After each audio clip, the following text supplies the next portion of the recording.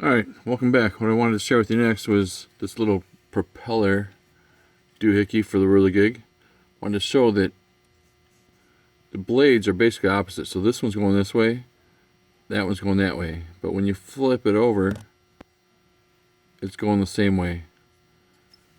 So setting it up in a jig to be able to make the cut will be easy to do.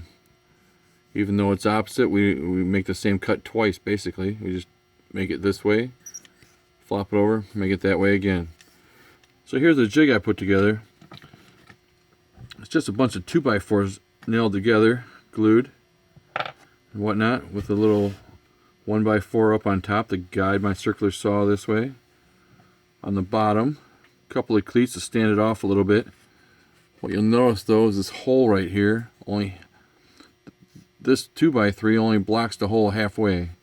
Does two things for us. One, put the piece in, it doesn't fall all the way through. Great.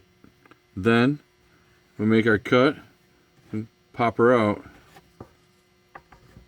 flip it over, make another cut. Unfortunately, with the circular saw in here, it only cuts half the width.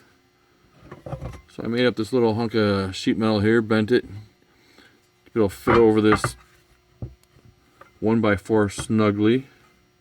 Goes on there really good. I drilled a couple holes in here just so I can put a bolt in there, and it'll, as my saw is pushing against it and coming across, it won't slide off, it holds it in place. Nice little jig. Does the trick, and it's just what we need to be able to do a couple dozen of these, whatever.